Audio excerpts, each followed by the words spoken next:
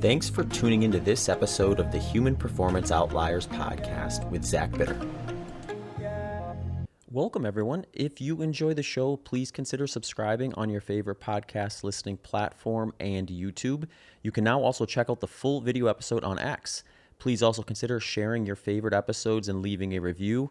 If you do that and tag me or send me a screenshot, I will enter you in a monthly raffle for a free 30-minute consultation with me.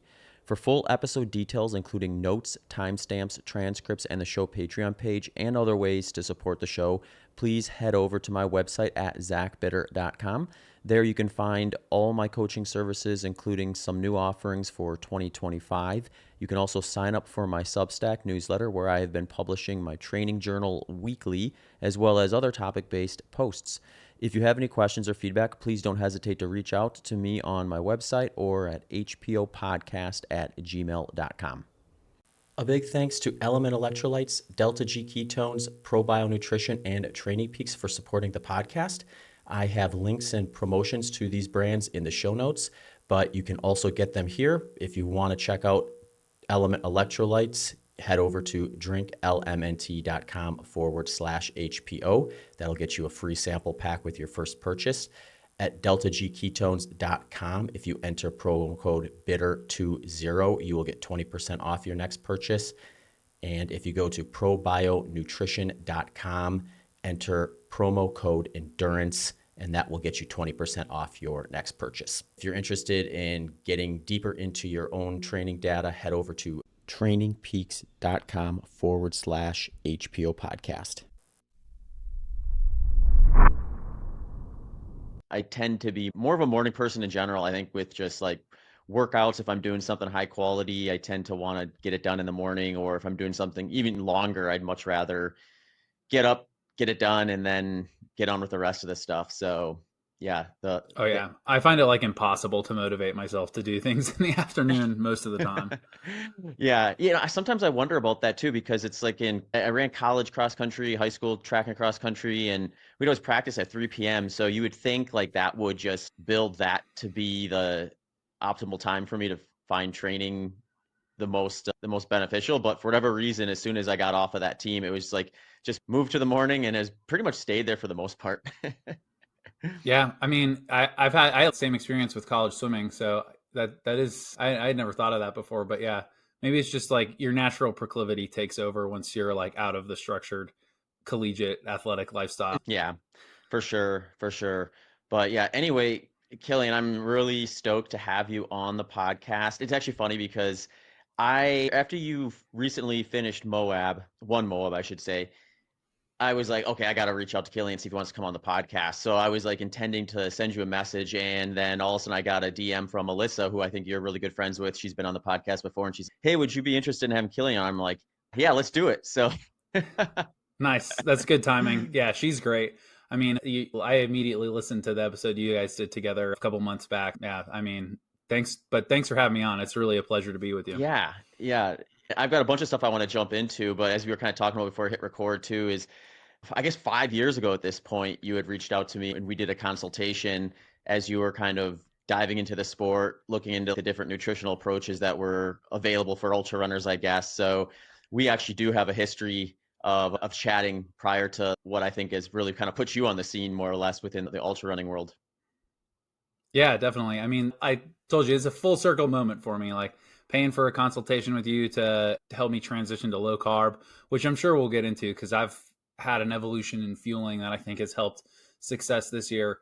But yeah, I mean, 5 years ago, kind of being new to a lot of the multi-day scene and kind of knowing where I wanted to go. And I mean, I also remember listening to when you had Mike McKnight on after he broke the Triple Crown record, and he's the person who made me want to get into 200s too. And one of the first times I heard him was on your podcast. So yeah, there's a lot of history for me on my side of listening to you and learning from what you're putting out there. Yeah, it is really interesting, and Mike obviously was, from my exposure to the 200s, was one of those guys who really sort of not just showed us like, okay, this is an event that's actually pretty interesting that the ultra running community may want to start paying attention to, but it's I have a hard time describing this in a way that I think makes sense, but When I started ultra running, the move, I guess, for like someone who was trying to race competitively was to kind of do a lot of events and a lot of variety of events. So you'd see the best example I think of from my own experience was Tim Olson back when he was, back-to-back Western Yeah. States champions. Like the year he had broke the course record at the time, he was just going from 50 miler to 50 miler and had probably done 5 or 6 races leading into Western States and doing well too. So since then it's kind of gotten, I think, a little more specialized where you if you're going to go to Western States and think like, all right, I'm shooting for a podium, you got to make half your year for the most part really centered around the development and the training for, and that may come at the expense of trying to race to your full capacity at a lot of the other stuff. So when the 200 milers kind of came up, it was sort of a similar trend, but maybe a little bit more within the event itself, where, like you were mentioning just before, the Triple Crown aspect, where it's not enough just to do one of these. And to say 200 miles is really giving it less credit than it deserves, because Moab's 240 miles. Cocodona, which isn't one of the Triple Crown races, but it's probably, I'd be curious what your opinion is, probably the most competitive 200 miler in the last couple of years. And that's Definitely. 250 miles or 255 miles. So these are like actually like 200 to 300 mile races at the end of the day. Yeah, I mean, it is strange to look at chart the evolution, because I think, someone like Mike McKnight, I think back in the early days of the 200s, it's weird to say back in the early days because it's only 5 or 6 years ago, but the evolution has been so fast, showed us that, okay, you can do these things pretty fast. And I mean, I don't want to speak for him, but I think even when he was winning in 2019, when he set the record, he was still able to kind of take time at aid stations a little bit more than I think most people are doing now. And then you look at the evolution with someone like Jeff Browning getting into it, like he's who really inspired me to focus on the efficiency side of things, So I think as the distance has become more saturated with talent, it has totally shifted from not a non-competitive space, but having pretty thin fields typically, to now, I mean, you've got a lot of people who I think are specializing in the 200s. I mean, for me, certainly it's totally my passion, the multi-day stuff. I want to get into even longer, like FKT sort of things. But yeah, it's going from, even when you're talking about going from being able to be competitive at, multiple 50 milers going into Western States and that sort of thing, I think just the fact of ultra running growing so much as a sport is probably why you see so much of the specialization. I mean, knowing myself well enough, it's like I don't have the speed, I think, to be competitive at a fast 100 miler. So that's part of the reason I wanted to focus on 200s. It's like, where can I carve out a niche for myself that I'll be able to push the sport forward in some way. Yeah, that's a great point. And let's maybe just back up a little bit so people who are kind of learning about you, or at least learning about what you were up to before this big year you just had, it's kind of interesting, like looking at your ultra sign up, because you could tell you were getting interested in the 200 milers in 2023. I think you did Cocodona and was it Bigfoot 200 that Yeah. year, and you showed a lot of promise. I think you were eighth at one and second at the other. I'm blanking on which was which, but obviously. Yeah. Cocodona and Bigfoot. Cocodona eighth, Bigfoot second. But Cocodona has a whole story, the whole backstory for 2023. Is it okay? You had some hurdles to get over for that one, or Oh yeah, I mean, I was leading the race until about mile 220, but I was having breathing issues starting at halfway. And then that's the year that Mike McKnight came back and won from like 30 miles back. But I mean, I got to the last crude aid station with 22 miles to go, and my O2 saturation was 82%. oh, So I was in the pain cave for a variety of reasons, and then I managed to finish, but ended up in the ICU later that night. And yeah, that was an experience in and of itself. it's fascinating to think that you'd have an experience like that puts you in the ICU, and you have like metrics that support why you were feeling that way, but I don't know if there's really a solution to that where you go back and think, oh, if I just do this differently, I won't have that experience. But the idea that you would say, okay, this is something I want to not just do again, but do again in a frequent enough manner to do 3 of them in a year is pretty inspiring. What was the thought process around that when you recovered from all that situation? Was it sort of, all right, I'm going to go back to the drawing board and really figure out what to do with these sort of events? So I first tried Cocodona in 2022, and I DNF'd my first ever DNF, and I tore my hamstring. Then I had my 2023 year where I ended up in the ICU, just chatted about it. And then, I mean, last year I had a DNF at Cocodona and a DNF at the Tahoe 200 right in a row. So 3 years of serious struggles at the 200-mile distance. But every single time I started one of those races, I believed I was going to win. There was never a doubt in my mind that this is where my strength lies. It was just a matter of figuring out how to make it work for me. In Cocodona, it's might be kind of a specific issue. I think it's allergy related. I recently got an allergy test and I was allergic to 55 of 55 things they tested for. So that's great. But my solution to that is, I'm starting a course of allergy shots that'll last for 3 to 5 years, but they're supposed to take about 6 months to take effect. So hopefully before I toe the line at Cocodona next year, I'll have a little bit of a better immune response to some of those specific plants that are causing me issues. But yeah, I mean, I've got a documentary coming out about the Triple Crown in Moab, and the title is Forged in Failure. And I think that really does encapsulate what happened to me with the 200s. Is like I always felt like I had the ability to do this, and I'd come close and I'd had these near misses or I'd had failures and DNFs due to things that I would say are out of my control, injuries, breathing problems, those sorts of things. But yeah, I mean, it was just back to the drawing board after each one of those. And I wrote a blog post called Delusional Self-Belief. And that's really kind of what I feel like it felt like. It was just, there was never a question to me of giving up. It was just back to the drawing board. Let's see how we can make this work. And, there's some specific changes that I think I made going into this year that have really helped, spur the success. And then also just the mindset of, going into it knowing that you can't control all the variables. Failures taught me so much. It's like, I think embracing the fact that these events, there's so much up in the air is really, that's like from a mindset perspective, the way to be successful. Yeah, absolutely. I can definitely respect and agree with that 100%. I know like my best races are just basically a culmination of multiple failures, or not even failures sometimes, just races that went quite well, but there was a clear reason to believe you could do better. And if you fix that issue and learn from it, you can do better in a future event. And those line up to kind of give you both the mental and I think to some degree the physical ability to really kind of get to that next level of, or maybe one step closer to your physiological potential at any given event.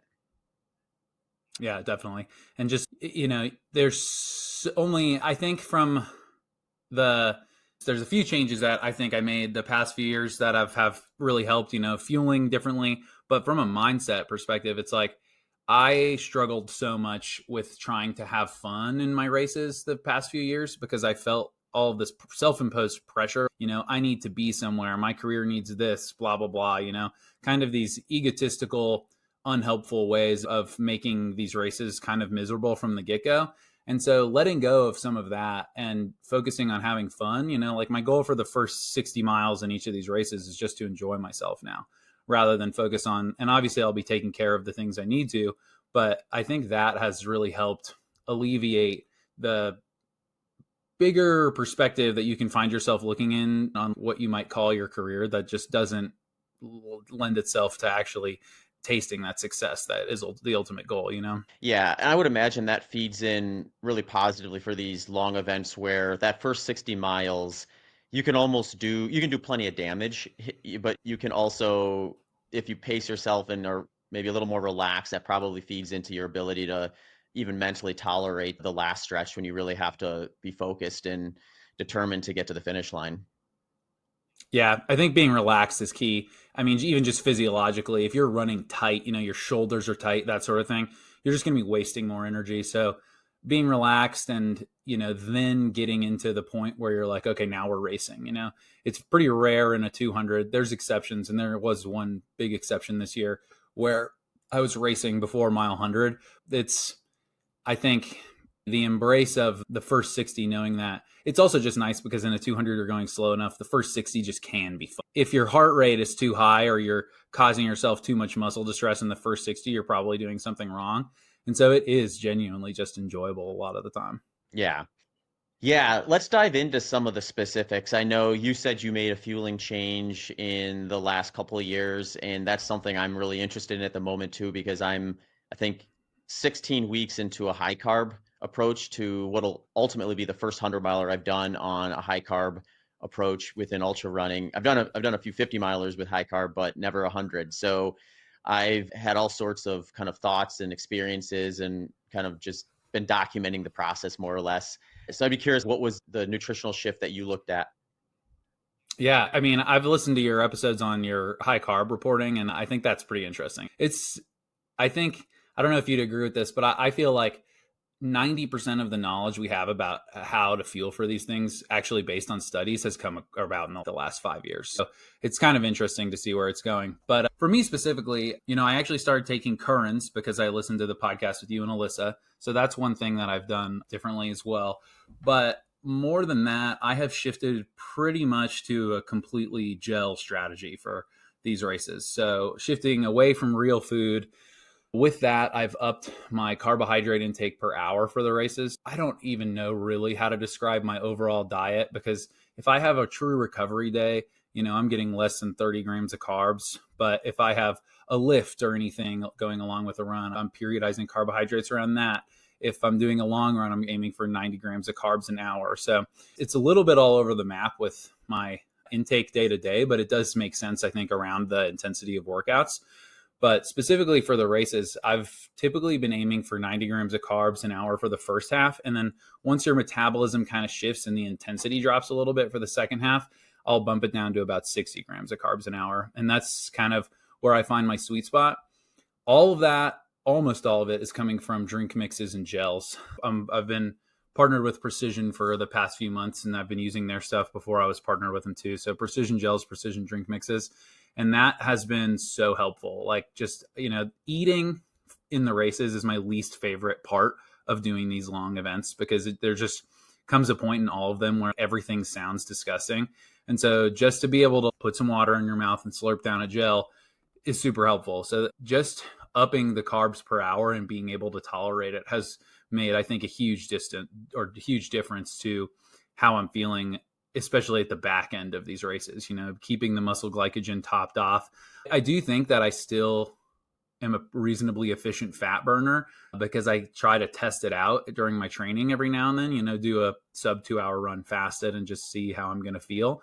But the fueling with carbs on the long runs and increasing the grams of carbs per hour has been massive, I think, both for how I'm feeling on the run and then recovery afterwards too. Yeah, it's a great point. I think you're right. I think there's a couple things to think about with that. One is there's just the multiple levers that you pull to improve fat oxidation rates. And dietary manipulation is going to be a bigger lever, but you get to a point where you have to ask yourself, from a performance standpoint, are you doing yourself a disservice by pulling too many of those levers, or pulling all of the levers in some cases, to the degree where you don't actually need better fat oxidation rates? You just need to be more kind of mindful of which ones are going to not compromise performance and which ones are going to feed into your ability to still fuel with carbohydrates, but at a rate that your body can tolerate.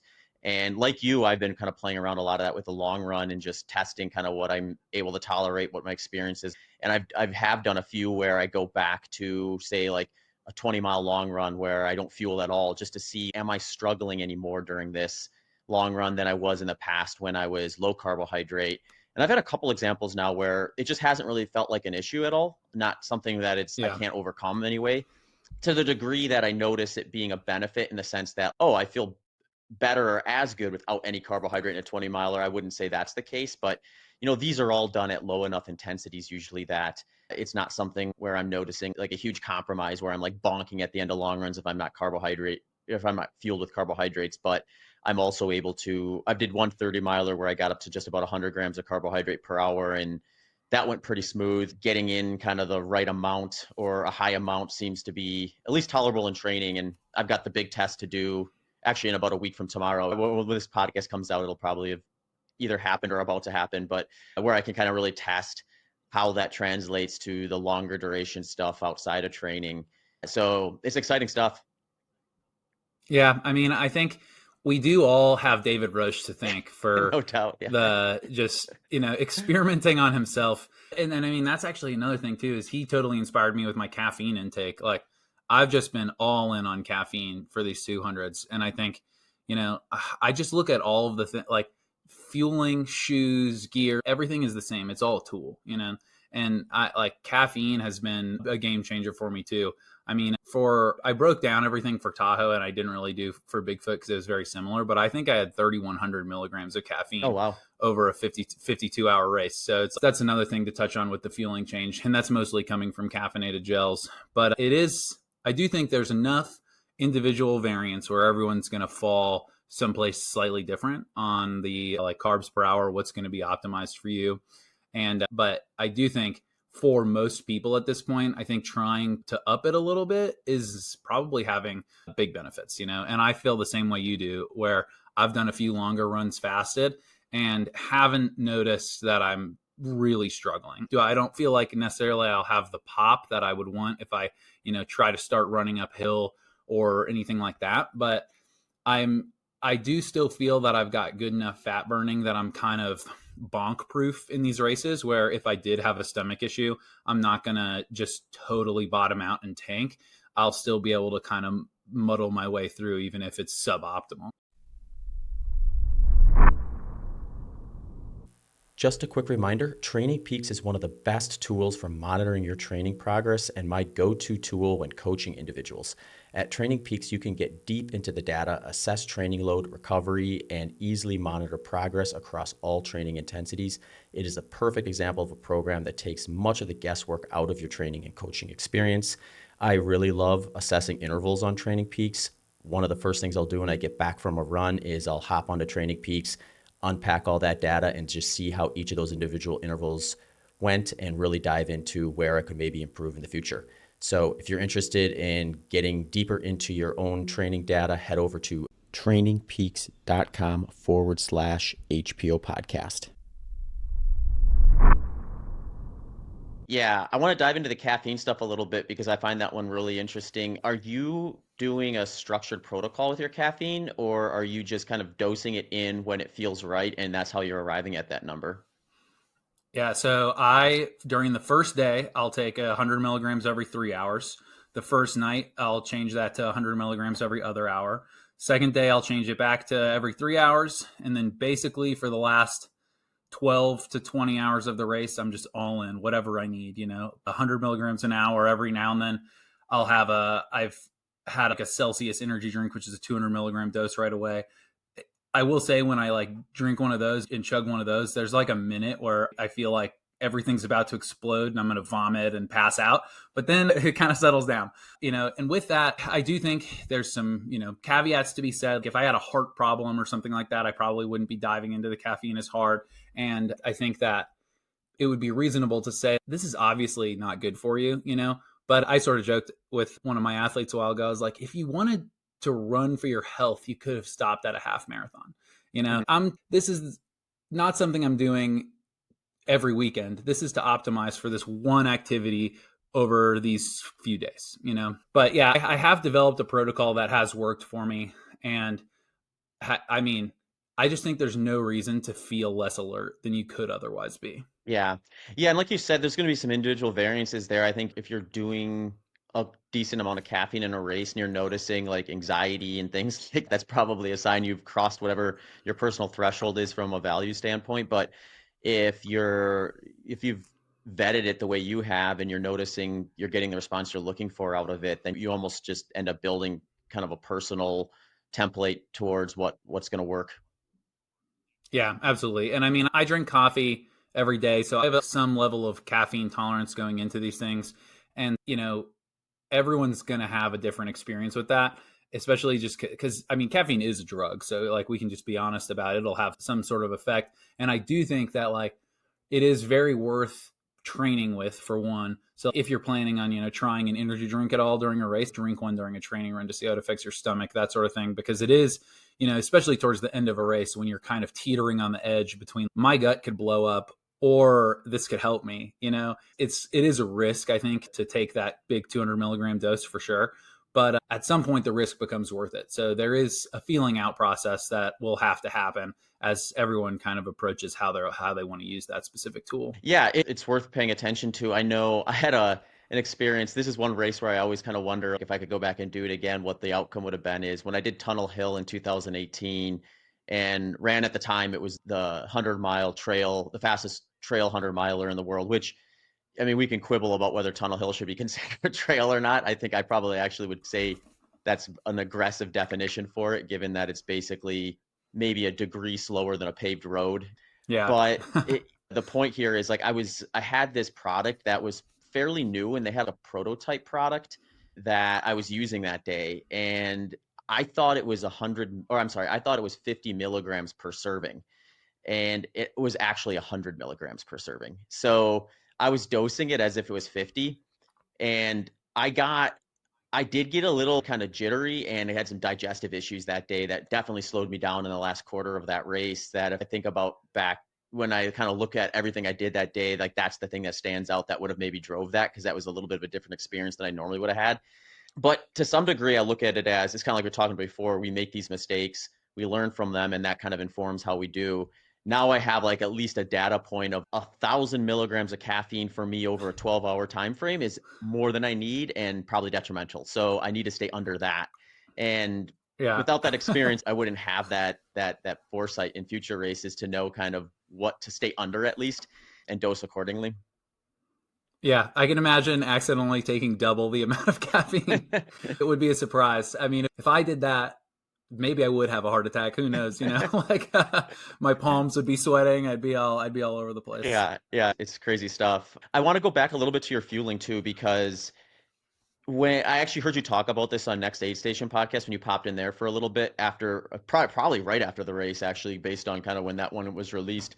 And you were talking about doing 90 grams per hour. So I wanted to talk to you about that and just your transition into it. I find it really interesting that you're doing basically sports products, precision fuel and hydration for that long period of time. You didn't notice any palate fatigue or anything from that? Or maybe what I should ask is, are you dosing in anything that has like a different flavor profile or texture or something like that kind of allows you to kind of maintain those high of inputs with kind of one product and one type of substance? Yeah, so at some crude aid stations, I will do like buttery rice and cheese for something savory, but I think that's less than 5% of my overall calories. So it's really minimal. And in the first two races, so Tahoe and Bigfoot, no noticeable issues at all, period. Just everything with fueling went perfect. But Moab, I had this really strange problem where, and it wasn't just gels, it was literally anything other than water. I would touch my tongue and I would gag. So I've never had that problem before. I don't know what it was. If I could swallow things, my stomach was fine, Mhm. but it was like a reflex in my mouth. It was so unpleasant. And so, but I struggled to call that like palate fatigue because it wasn't just gels. It was like rice or gum. Like I love chewing gum towards the end of races to just kind of clean my mouth out. And I would struggle to chew gum. It was so strange. But I just overcame that by I would put some water in my mouth and then take like the tiniest dollop of a gel, put it in, and then just take it like a shot. And so I would do that, 10 times for a 30-gram gel. I mean, I don't know what that specific issue is, but I wouldn't really call it palate fatigue. I mean, to be honest, a lot of people have expressed this to me. I don't know how you eat gels for that long. And part of it, I think, is just I find the eating so unpleasant that it's actually easier for me to do gels than it is for me to do something that's chewable.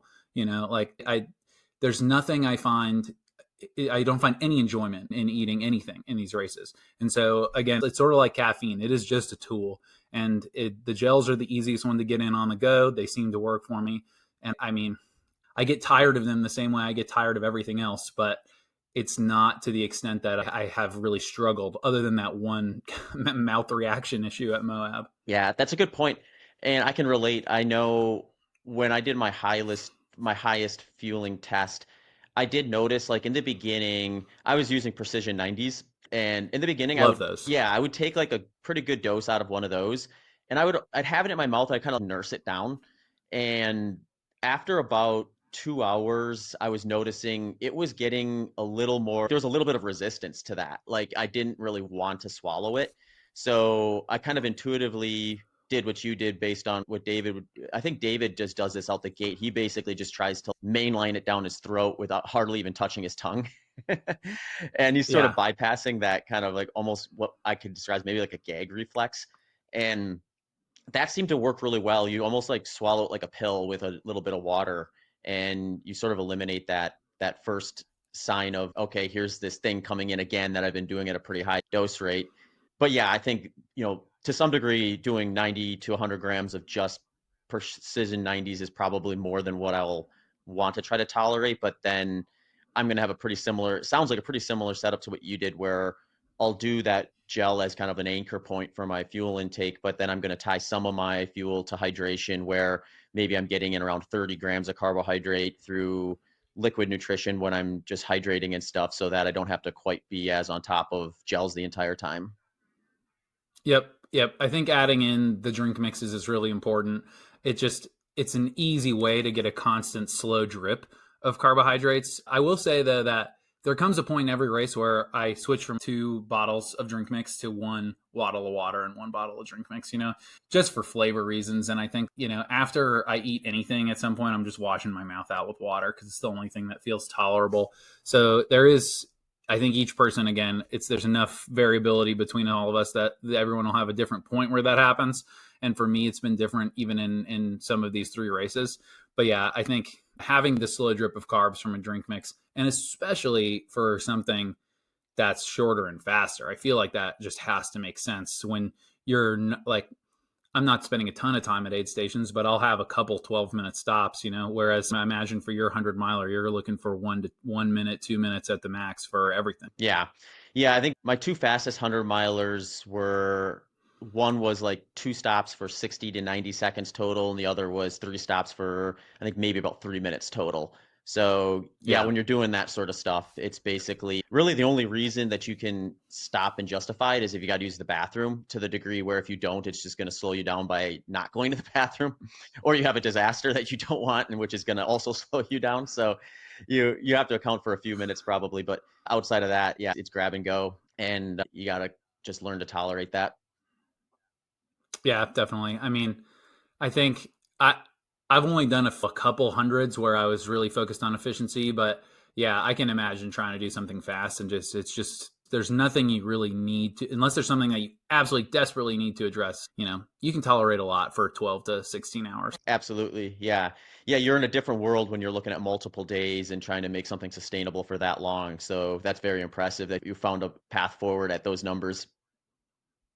It's been a journey to get here, but thanks. I mean, and part of it too is we're talking about the aid station stops. It's like with the 200s, if you're having foot problems, you need to take care of those. Like you can tolerate a lot for 12 to 16 hours. Can you tolerate that for 12 to 16 hours after another 30 hours? So there's a balance to all of that. And, with Moab specifically, I had a couple longer stops just because of the conditions being so wet and muddy. It was like, I tried to take care of my feet and then gave up after a while and just accepted that they were going to be mangled. But yeah, I do with anyone I'm telling, giving advice to about the 200s, I'm like, address problems early. Take the time to do it. It kind of sucks that you're going to lose a little bit of efficiency. It's not going to get better. Nothing will get better over the course of running 30 more hours. Yeah, no kidding. One other question about nutrition I'm curious about. Have you noticed when you're hitting those higher numbers during these 200 milers that your recovery is different afterwards? Yes, it's hard to say because I've had so many just bad races at the 200s prior to this. So I struggle to judge my recovery this year based on those past experiences. But I mean, if you're just going based on the objective numbers, clearly I managed to recover pretty well between Tahoe and Bigfoot and Moab. So I think that it has to make a difference that you're not, I do feel like whatever I can drain the tank to, whether it's 1 or 2%, I've been able to do that all my races at the finish. But that being said, maybe my muscle glycogen isn't totally empty, like maybe these things are able to be topped off a little faster than they otherwise would be. I mean, on the unpleasant side, I am like incredibly bloated for the next few days after a race. Like my stomach feels so bad for a few days. And I think that's just has to do with how much it's processed, over the course of 45 to 60 hours. So there's some pluses and minuses, but I think on the muscular recovery side of things, it's got to be a plus. Yeah. You mentioned that on like total off days or rest days, you're actually going down to maybe 30 grams of carbohydrates. So you're almost like pulling a ketogenic lever for a short period of time. Are you doing that after races too then, or? Not so much. So After races, I, will typically allow myself to eat some French fries or something. Like I know what my high inflammatory foods are. So I'm like, I'm never touching gluten again in my life because it murders me. But like, I'll typically allow myself to eat some stuff that's not a part of the diet on recovery days necessarily, potatoes, some more rice, that sort of thing. But I mean, really, what I'm focusing on is protein more than anything else. It's just protein. I'm having protein shakes. I already eat a lot of meat anyway, but I don't go outside of the parameters of my diet like anything that I might normally eat. But I'm a little bit more flexible with, I'm not going to do anything this week, but I've had, a few meals where I've had some French fries along with some meat based products too. So a little more flexibility, but I'm not taking the route where I'm like, okay, now you can eat what, because I do think I'm, fragile enough with what causes me inflammation that it just isn't worth it. Yeah, no, that makes sense. You have to know, again, just like the caffeine, you have to know yourself at the individual level to know what inputs are going to be potentially problematic above and beyond just their calorie load. Yeah, especially looking at the race series, like it's very different trying to peak for 1 200 a year than it is for the three.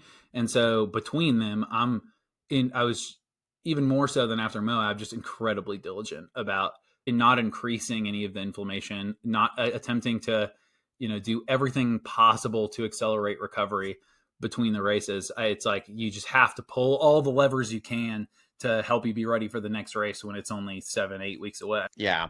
No, that makes sense. I've been thinking about this. I'm somewhat on the fence too, because this race I'm doing in the next week is en route to Desert Solstice. So Desert Solstice is just probably a little bit of a faster venue. So originally my plan was use this one as a way to kind of learn, practice the fueling strategy, get a data point of where I'm at, and then kind of do another round of peaking for Solstice. But my last 3 weeks of training have been by far my best 3 week block that I've had since we moved to Austin almost 4 years ago.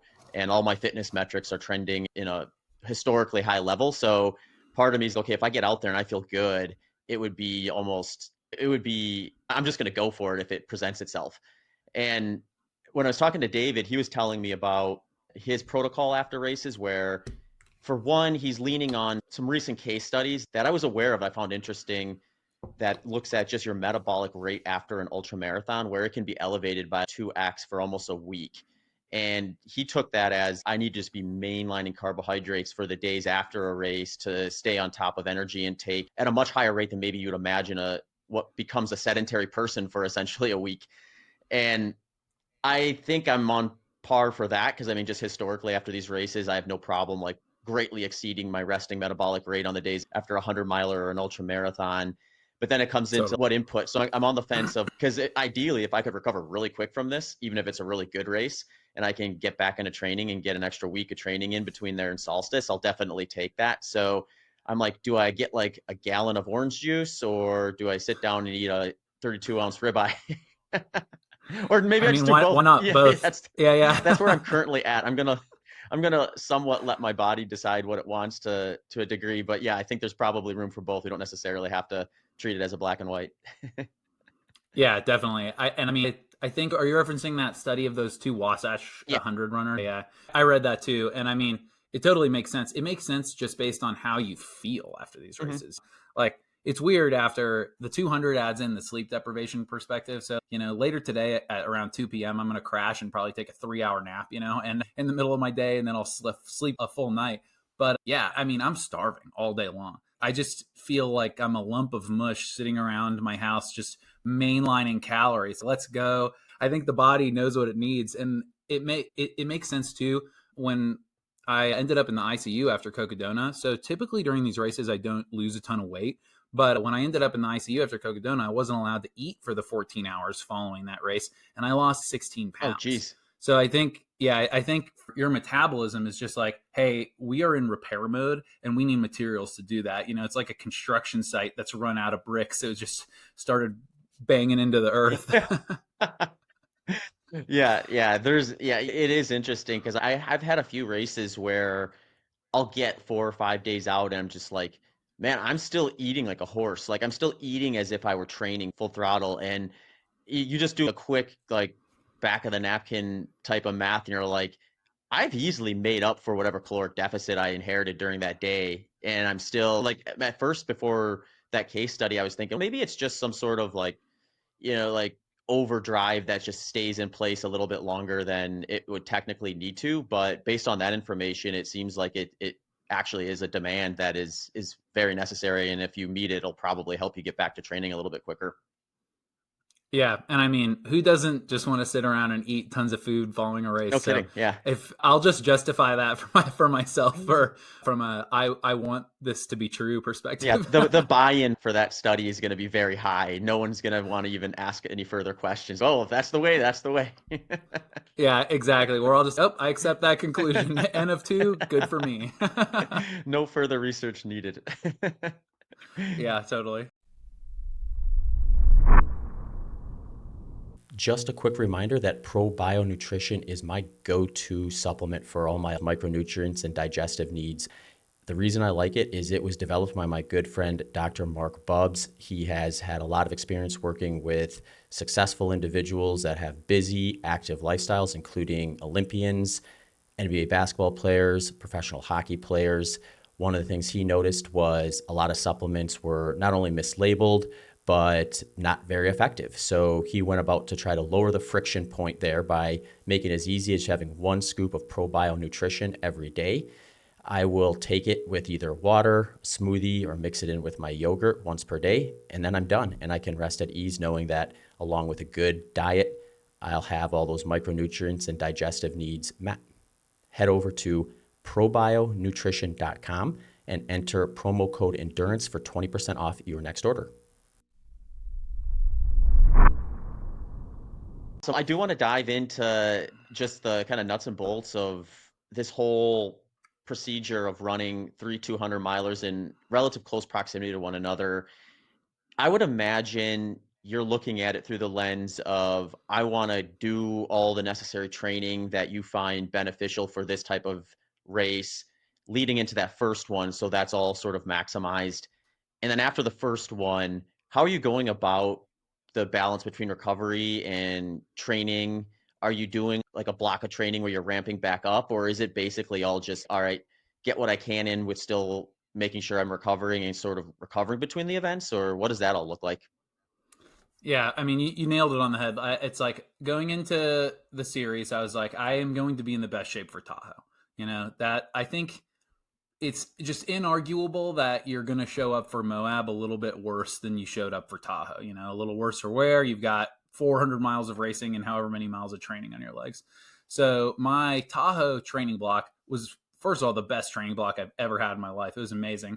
But I trained in the mountains in Colorado, went to Uray all the time, doing huge vert and then making sure that I've got my mountain legs under me, all the fueling experimentation done and taken care of. So showed up for Tahoe, the fittest, most confident I've ever been in my life. After Tahoe, I basically had this moment of panic where I was like, oh my God, I have to do 2 more of these, because I'd never quite experienced the full 10 days of feeling like a slob before that. And I think probably because in previous 200s, I slept a little bit more. But yeah, after that 10 days, I was like, okay, I'm kind of getting back to normal here. But approaching the rest of the year was just a safety first perspective. So I was like, if I can maintain as much of this fitness as possible while eliminating as much risk as possible of getting injured, that's going to be the goal. So instead of optimizing for like shoving training into the time in between the races, I did optimize for showing up to the next race as healthy as possible. That being said, I was really happy with how my recovery went. So I did, between Tahoe and Bigfoot and between Bigfoot and Moab, basically get a full 3 weeks of training for each individual race in. So that felt really good. I was extremely cautious with any signals my body was sending me. So I was like totally happy to add in a rest day if I had a day where my heart rate's too high, things like that. If I felt anything muscularly, I was like, hey, let's pull back. We're going to address this. I was incredibly diligent with strength training.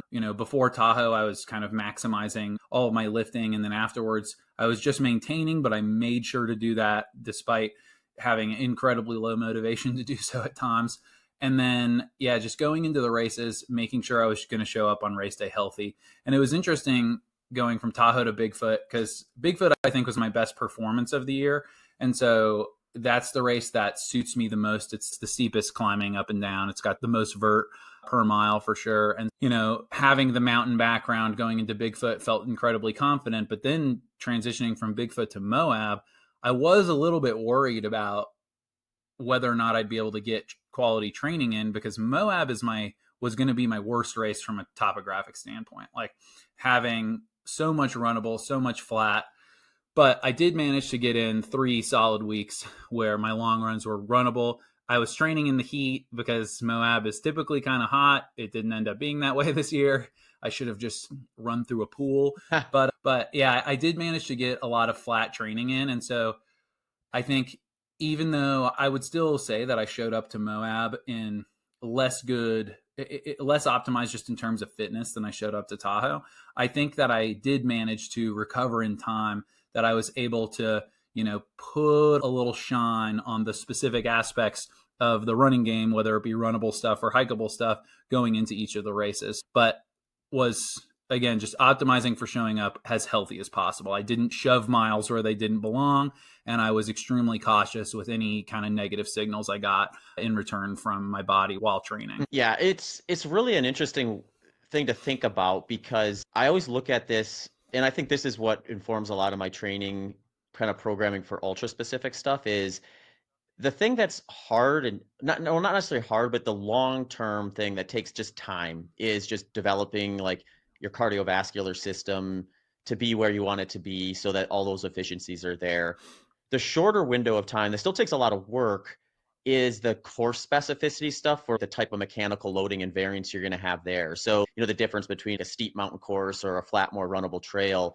So it's almost like you do all those longer term things, which are going to some degree be a foundation of what you've done over years versus any one training block. But if you have that in place, then it's really impressive how quick or how short of a time frame you actually need to just put in the course specific stuff leading into a race to be able to just tolerate the durability aspect of your legs being able to either go up and down steep stuff or kind of mechanically very similar across flat stuff. So it's interesting how you focus on those course profiles on the between time and the overall fitness stuff in the lead up to the first one.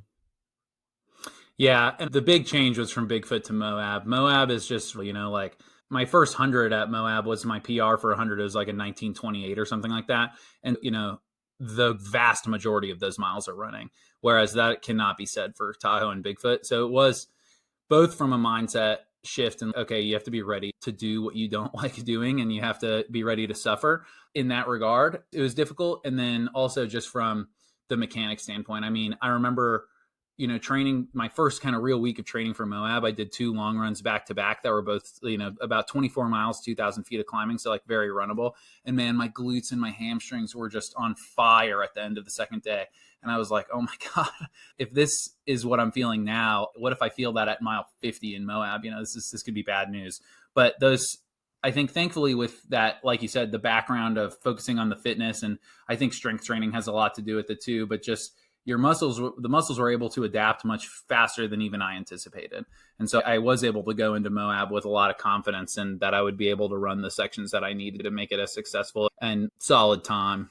Yeah, and I think some of it is just also knowing where your strengths and weaknesses are. I know this, I always love this one because Nicole, my wife, we have like almost opposite like mechanical load needs, where if I'm going to do a race that has a lot of downhill running, I have to get out and do some downhill running or I'm just going to get destroyed, eaten alive.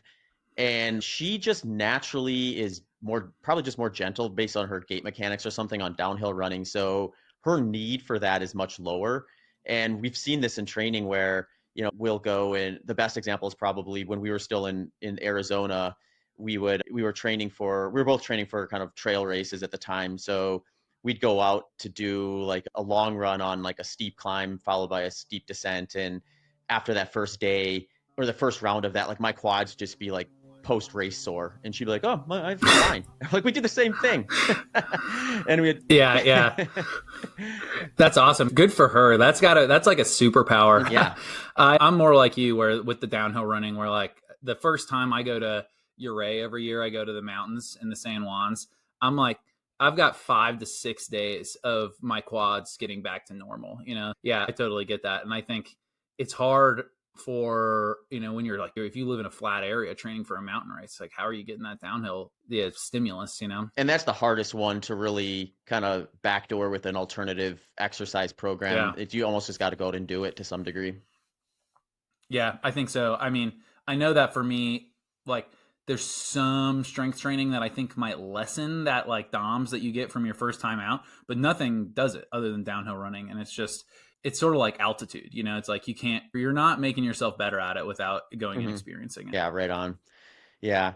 Yeah, I wanted to ask you too if about just maybe some of the things you're expecting or hypothesizing about with the future of these 200 milers where, like we were saying earlier, we're kind of in this era of there's an incentive to maybe be the Triple Crown winner like you were, where you won all three of them. And then now it's been in the rotation of the ultra community long enough where there's a Triple Crown aggregate time target out there and things like that.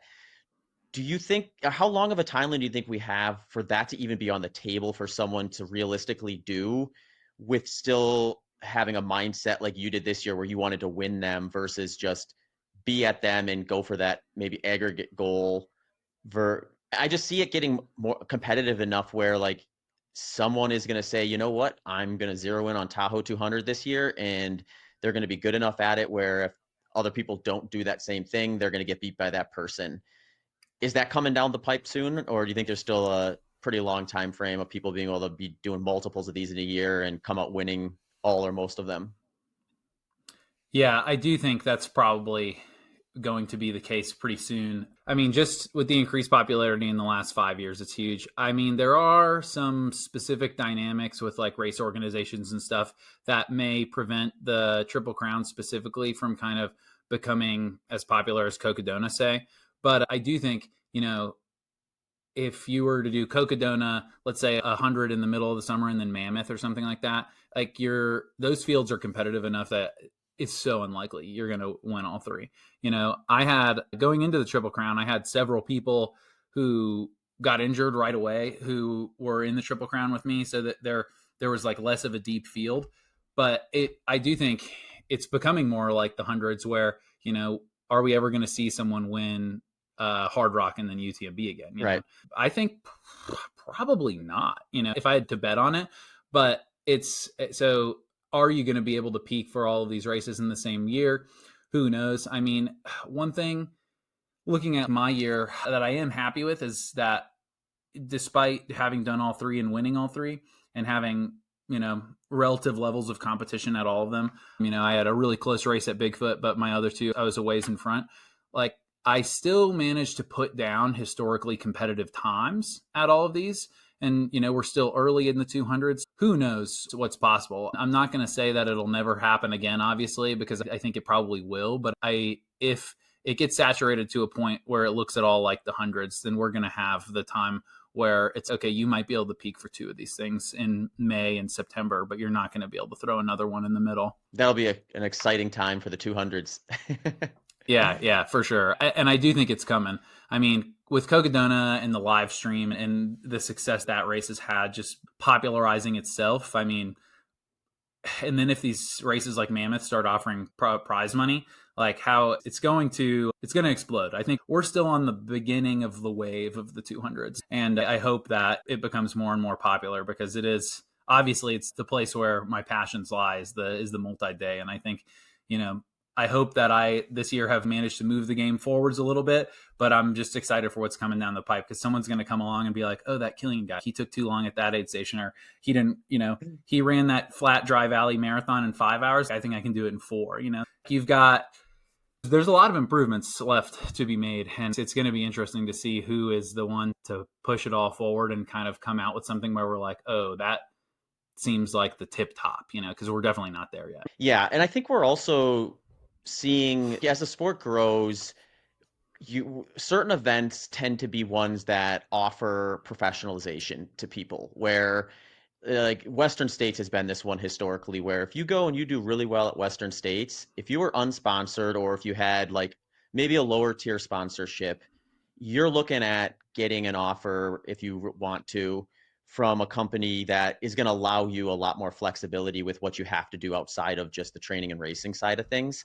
And I think Dan Green is probably one of the best recent examples of this within the 200-mile world, where Dan was a very strong ultra runner, sub 13 hours at Javelina, which is a historically fast time. Yeah. You'd think that would be like, if I have a brand and I'm looking to bring an athlete onto a team, I'm looking at Dan running under 13 hours at Javelina. That's a guy right there. That's a guy I should get signed and locked in. And it wasn't really until he went and crushed Cocodona that, he got like an offer that he found like suitable enough to say, okay, this is something I can get behind and can kind of build a career around. So I think the more we see that, like the big live stream and the brands see the value in having athletes that are going to be showcased on like these tens of thousands of live viewers, and then all the aftermath of it that comes with, winning a race like that. And then just the promotion you get from these big organizations like Aravaipa as, an asset to a brand and your value to it, we're going to see people looking at those as, I could try to like scratch together 2 or 3 solid years at a bunch of different events and hope a brand picks me up. Or I can really go all in on a race like Cocodona, blow it out of the water, and then get signed into a contract, and then maybe have a little bit more flexibility about what they have to do from a racing standpoint. Yeah, I think that goes hand in hand with the increased importance of social media for the sponsorships. It's like what brands ultimately are looking for is, they want eyes on their athletes, and if you're able to provide that, and I mean, Cocodona had, I think, 800,000 unique IP addresses over the course of the whole live stream this past year, and I think 150,000 people watched Dan Green finish. That's pretty astounding when you think about it. Like what is actually going on there as far as the marketability of that. I don't think we've actually figured that out.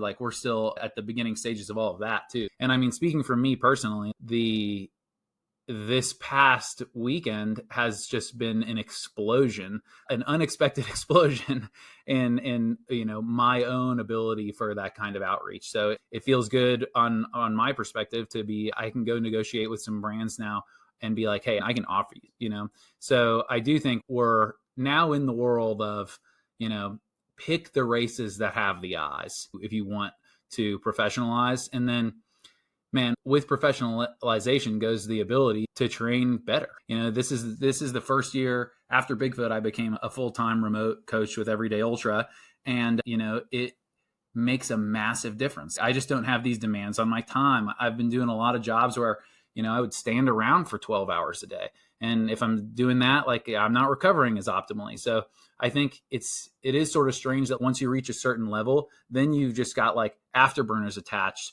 because now you have so much extra time to do these things. Or you start getting your gels for free, stuff like that. It's like you're able to make leaps and bounds, improvements in leaps and bounds that otherwise would have cost you a ton of money or meant you had zero free time. And so yeah, with the professionalization coming into the 200s, I do think we're going to see more and more people pushing the boundaries of what we probably think is possible.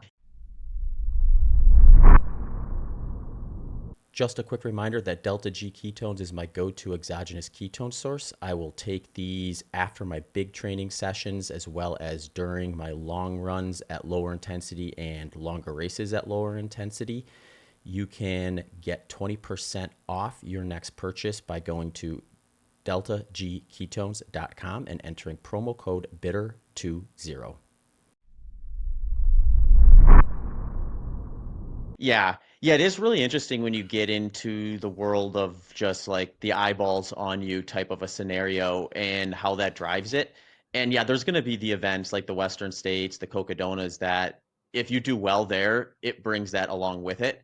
And then there's also kind of the other side where if you're like, I mean, if we want to go to the extreme end of this, you're David Goggins, right? Then Yeah. it doesn't matter what the event is. If you go there, you're bringing the eyeballs. So like you kind of have that end of it too, where, or a Cam Hanes is another great example of this. Cam Hanes could go to any event he wanted to, and he's bringing the eyeballs. So if a brand wants to work with one of those two guys, it's okay. Just keep kind of doing what you're doing. You already built that market for us. So Yeah. we'll just let you plug it into wherever you want, and we'll watch our sales go up. Yeah, I mean, I think those two guys are part of the reason that I've had such an explosion in the past few days.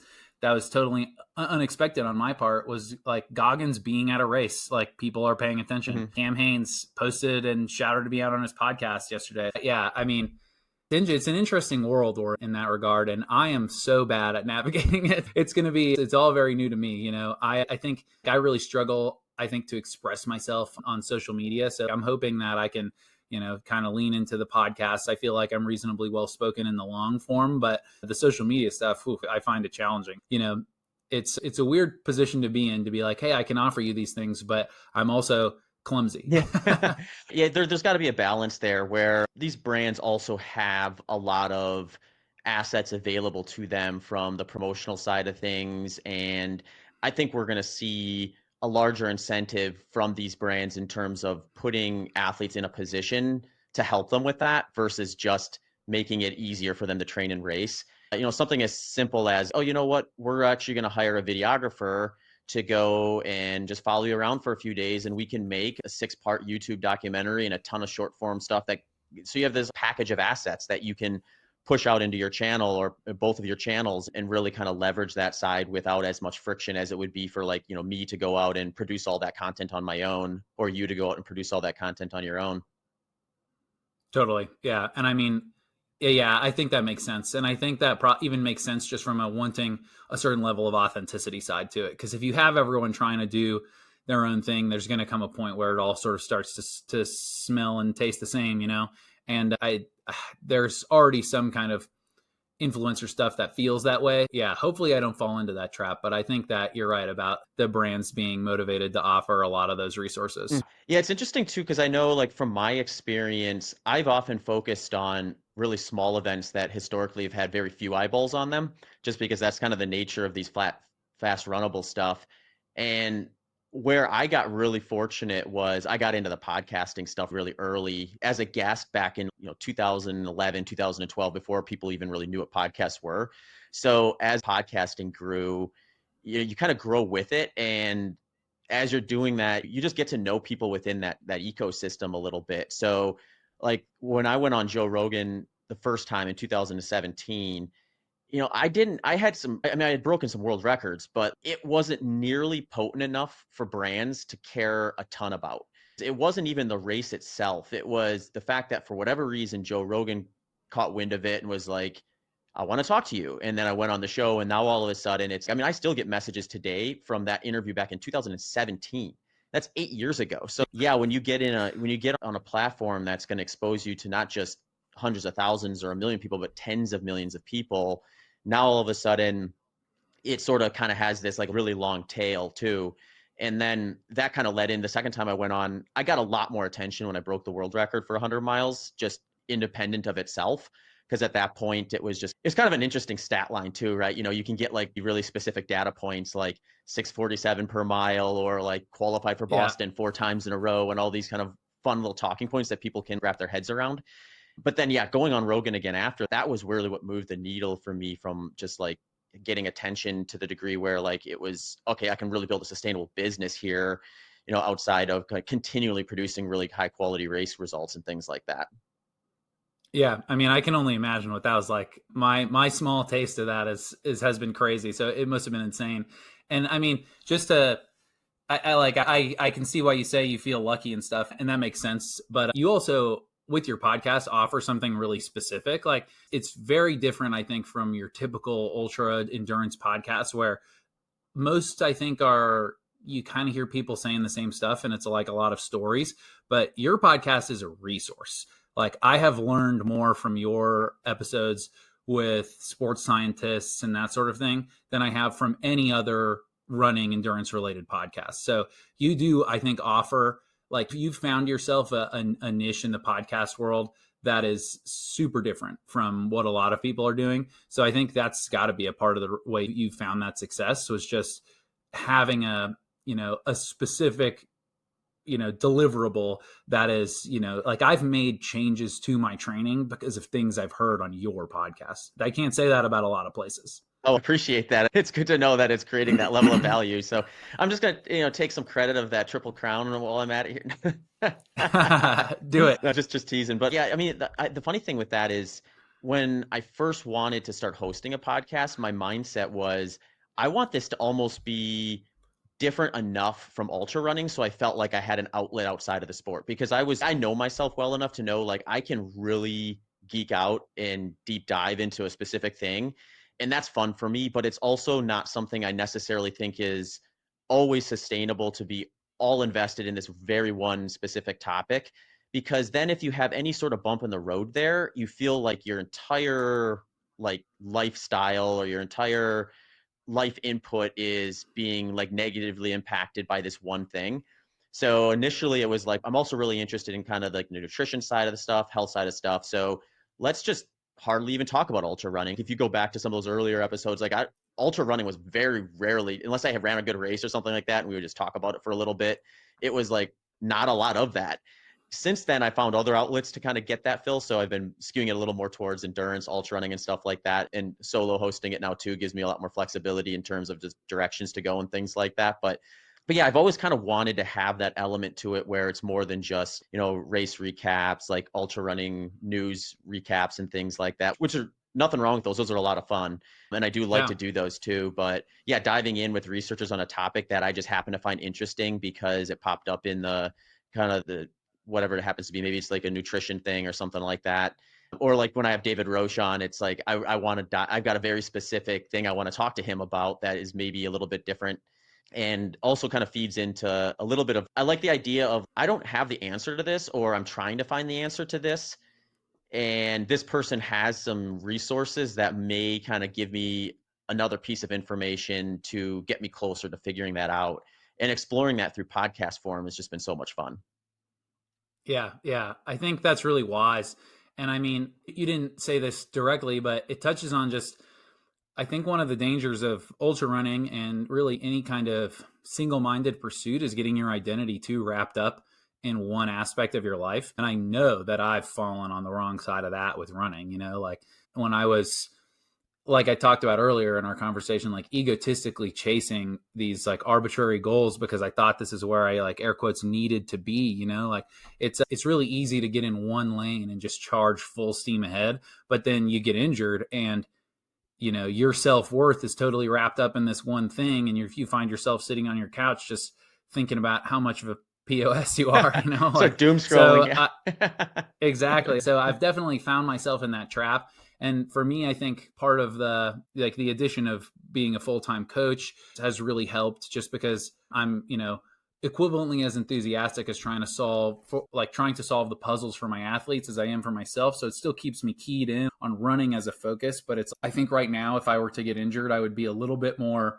I'm not going to say invulnerable because no one's that, but just a little more armored in the way that it affected me mentally because I'd have another outlet to focus on rather than just like this job that I don't want to be doing plus seeing my dreams get further and further away. So yeah, the single-minded pursuit of any one thing and getting too wrapped up in it is a danger that I think doesn't get talked about as often. It's not exactly what you were saying, but it does just what it reminded me of with you saying, the podcast giving you something different. Yeah, it's really interesting. I know when we moved to Austin, I was sort of building my coaching framework in a way I wanted, and I spent a couple of years doing that. And it was like, it's all remote. And then, the training side of things and the podcasting side of things, these were all like different enough where I had like a variety of inputs. And it's just one of those things you got to kind of keep learning with, though. One thing I started noticing earlier this year was there was something like kind of missing in that rotation that maybe felt like it was taking away some piece of enjoyment to running that I had historically.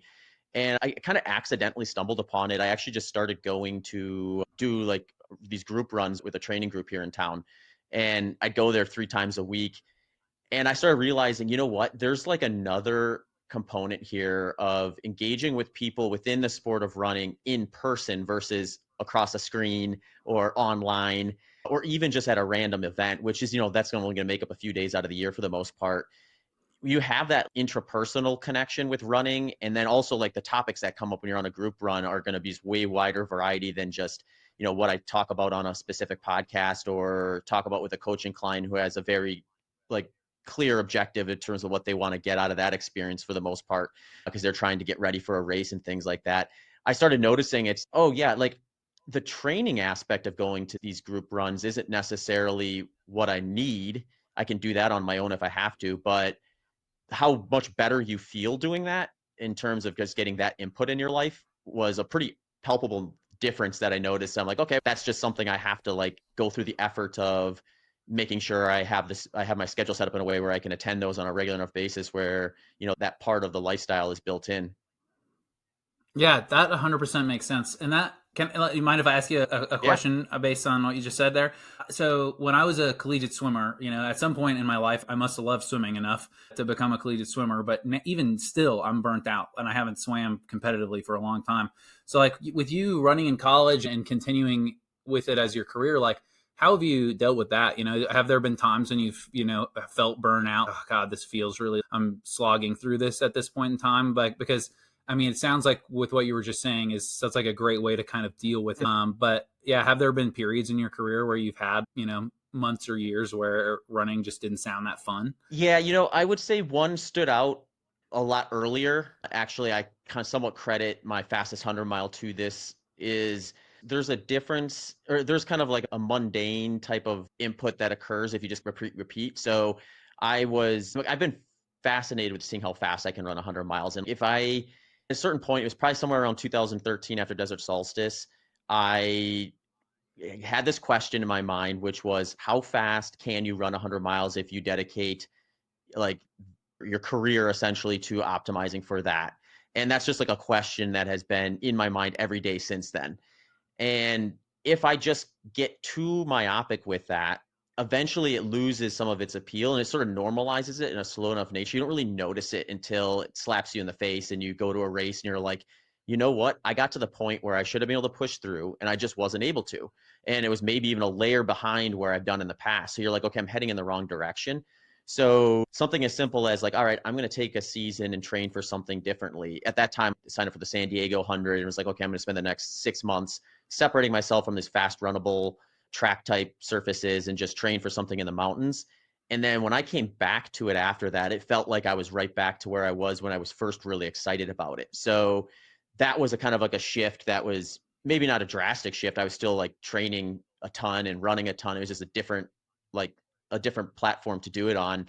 I would say this most recent one is probably another one too, where maybe it's something about just like where my own personal needs are too. My original career was a teacher, so like I would go into school every day, and I would have this like element in my life where, all right, I have this piece of information, and I need to make it exciting and interesting enough for these kids to want to learn about it and get excited about it. And there's a really unique fulfillment you get from like an educator standpoint when you take something and craft it in a way where someone gets excited about it, where they want to learn more, and you can kind of watch their growth and their excitement grow about it.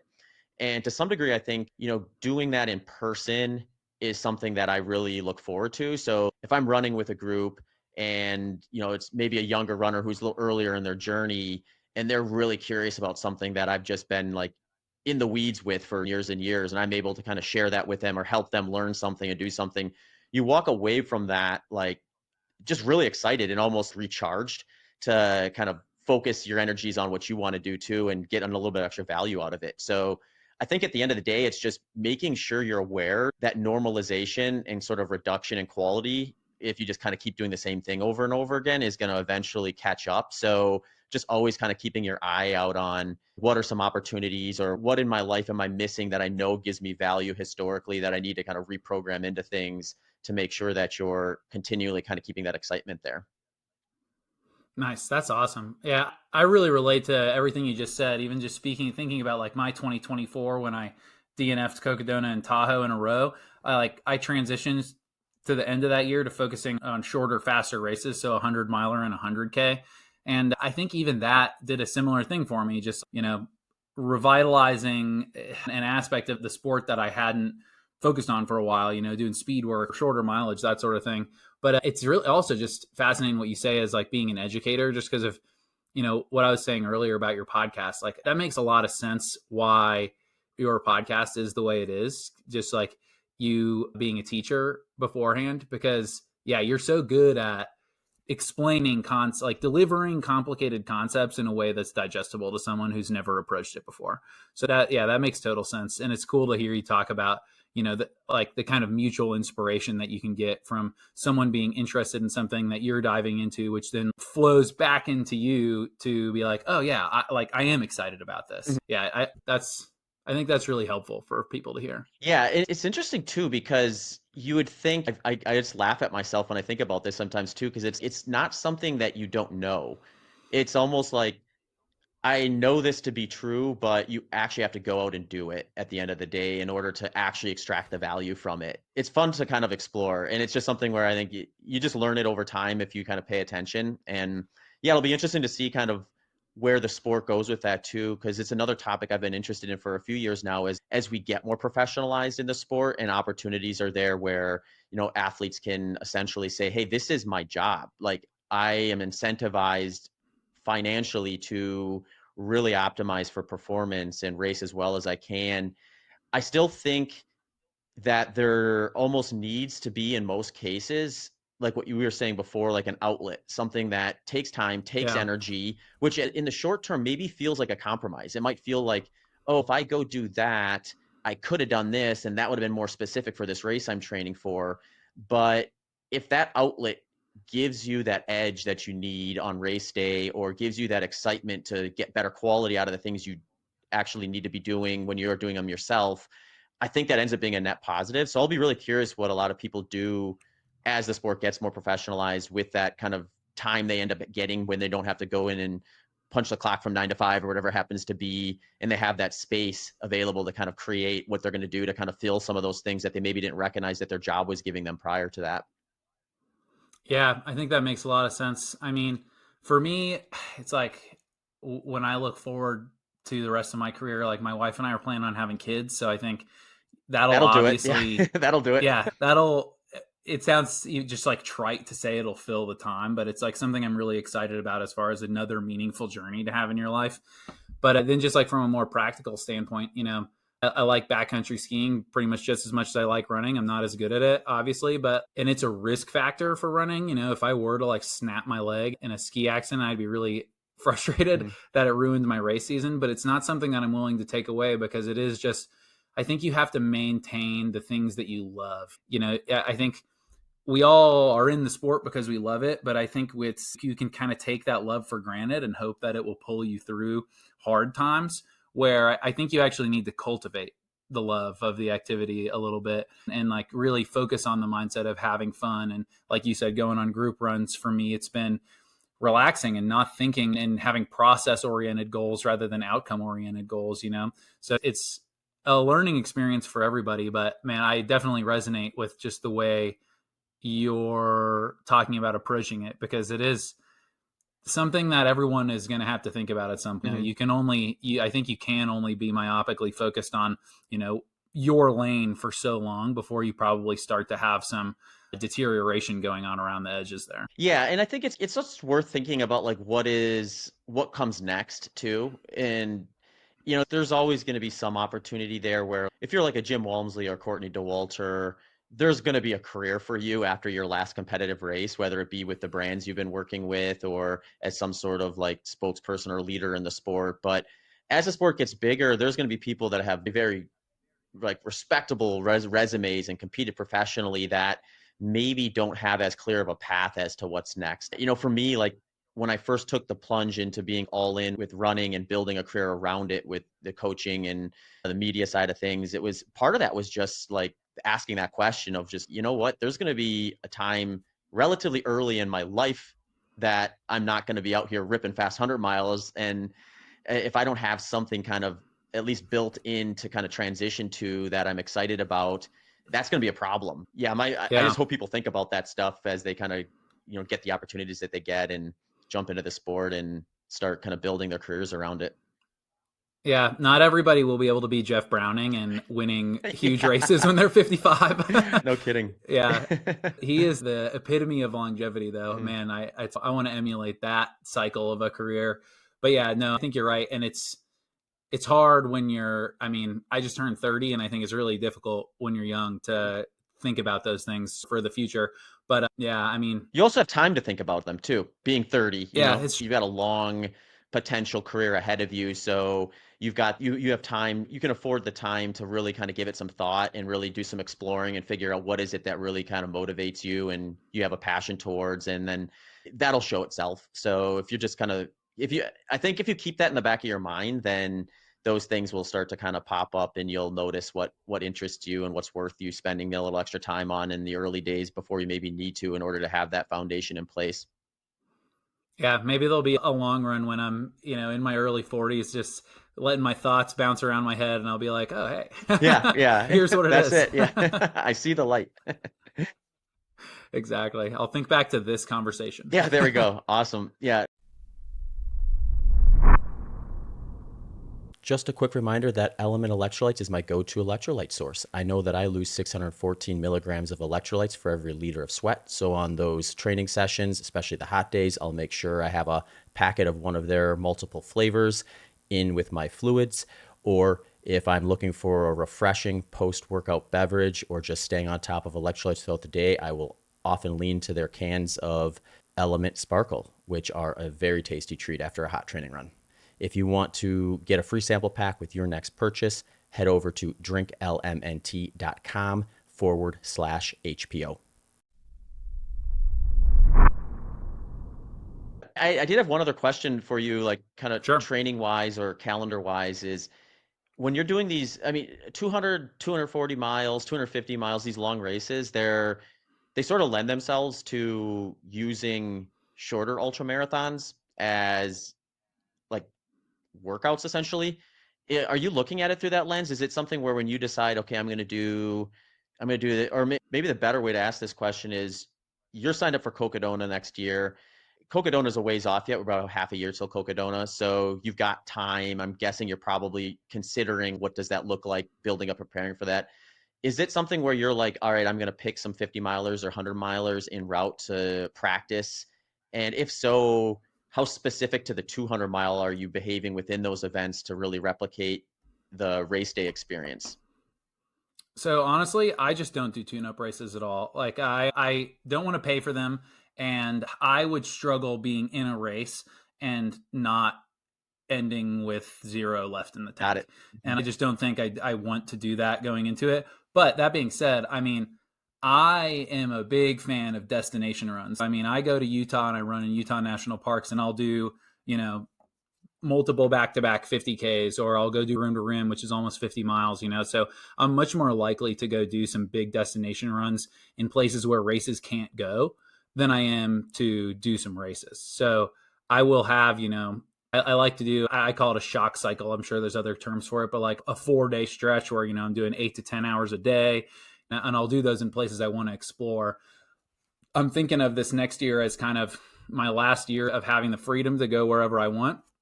And, I've got goals of places I want to visit. Like I want to go down to New Mexico and visit the Organ Mountains. I've never been down there. I want to climb the Organ Needle, and I've got huge days planned out there, so big back-to-back days, multiple ultra distances in a row that, would count as training races in some way. But we talked about like keeping the fun in it, and I just don't want to race that often, really. I want to be out exploring.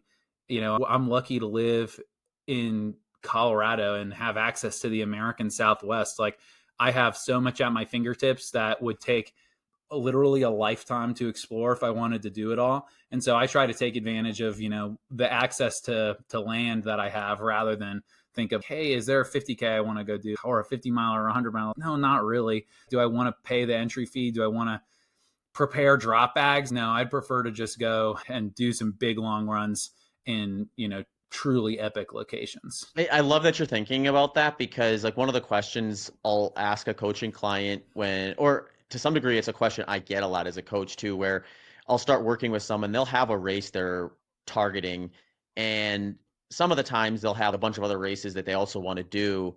And they're just curious, can I do all this? Is this a good idea, or is this going to detract from my potential at this end goal race? And one of the first things I always ask them is, are you the type of person where when you're at an event and that gun goes off, or the starting whatever goes off, that you're just going to full throttle it no matter what because you can't help yourself? Or is it something where you can go there and just race that thing at 80% capacity and treat it as if it was your goal race intensity. And to some degree, their answer to that drives my advice, because if they're the person who's, hey, if I'm at a starting line, it's going to be full throttle, then I'm like, we might want to pick or choose our battles with that then, because we might take away from your Yeah. end goal by doing so. But if it's someone who's, I just love the community, I love being at events, I don't care if I finish 50th instead of 20th or whatever it happens to be, then that person, I think, yeah, if they get fulfillment from being at events, engaging with other people at the events and things like that, and they can hold themselves back, then they're maybe a candidate to be able to do it. But you have to be honest with yourself with that. So if it's like someone like you, then yeah, you're probably better off going to a national park and just exploring all day at race intensity than you are lining up for a 50-mile and wringing yourself dry when you've got another 6-week block of training coming up after it. Yeah, 100%. I think over the years, I've gotten a lot smarter with my training inputs for myself, as you would hope to do. But yeah, it's just, you have to know yourself well enough, just like you said. And if I was at a start line, it would bug me to have people passing me, and stuff like that. Even this summer I ran, my dad is 63 and he ran his first 50 miler this summer. Nice. In Leadville. And my brother and I did it with him. And even on his behalf, I was like, oh, don't let that guy pass you. Like that competitive voice in my brain, it's not getting shut off. Yeah. If I have a bib number on, it's there. Yeah. I mean, I've asked my athletes similar things to what you said too. Just, would you be able to actually do this? Or is it going to sacrifice your next week of training? And if the answer is it's going to sacrifice your next week, it's probably not worth it. Like you can go and you can do this on your own, or you could find a buddy to do it with, and get the same benefit without any of the risks.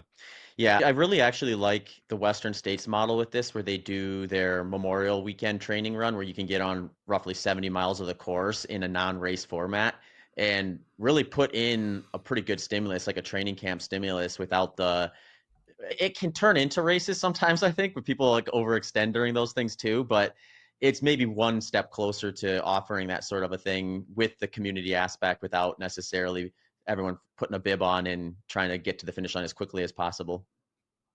Totally. And Cocodona does something similar with the first 37 miles of the race too, where you can go and do a big group training run if you want to experience that. And I think those are super beneficial, and I know that we talked about Jeff Browning. He's done those training runs, and like, what an opportunity for people to run with Jeff and ask him questions and, glean some of the immense amounts of wisdom that guy has to offer, So yeah, I think those are huge. And, the communal aspect is awesome. And if you've got, we've got a running club where I live too, and they run in the evenings. They run at 6, and I struggle so much to get there. I kind of wish I could, but I could make myself do those more often. But yeah, I mean, if you can go out and get similar benefits from a communal aspect, but not have to, like for me, like paying the entry fee too. Ultra running is just like not a cheap sport, Running is sort of thought of as, oh, all you need is a pair of shoes, but then you enter ultra running and you're doing the 200s, the entry fees are $1,500. And then if you are doing,